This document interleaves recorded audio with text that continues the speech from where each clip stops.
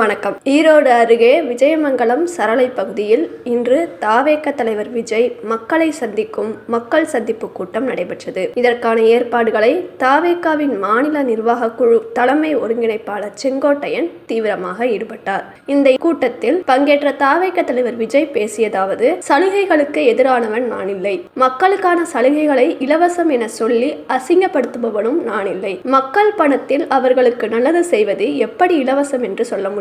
அப்படியே செய்தாலும் ஓசி என சொல்லி மக்களுக்கான சலுகைகளை கிண்டல் செய்கிறார்கள், அசிங்கப்படுத்துகிறார்கள். கேட்பதற்கு ஆள் இல்லை என்று நினைத்தீர்களா? மக்களுக்கு ஒன்று என்றால் விஜய் வந்து நிற்பான், விஜய் வந்து கேள்வி கேட்பான். இந்த மக்களும் என் பக்கம்தான். மக்கள் மானத்தோடும் மரியாதையுடனும் கௌரவத்துடனும் வாழ வேண்டும். மக்கள் யாருக்கும் கீழே கிடையாது. அப்படி அவர்கள் கௌரவத்தோடு வாழ வேண்டும் என்றால் அவர்களுக்கான வாழ்க்கை தரம் உயர வேண்டும், அவர்களுக்கான வாழ்வாதாரம் உயர வேண்டும். வாழ்வாதாரம் உயர்ந்தால்தான் பொருளாதாரம் உயரும், பொருளாதாரம் உயர்ந்தால்தான் வசதி வாய்ப்புகள் உயரும். இதெல்லாம் உயர்ந்தாதான் அவர்களுக்கான வாழ்க்கை தரம், அவர்களுக்கான மரியாதை, கௌரவம் உயரும். இதற்கான சூழலை அரசாங்கம் அமைத்து கொடுக்க வேண்டும். அதற்கான திட்டங்களை செயல்படுத்த வேண்டும். மேலும் தமிழகத்தில் பெண்களுக்கு பாதுகாப்பு இல்லை, சட்டம் ஒழுங்கு சரியில்லை.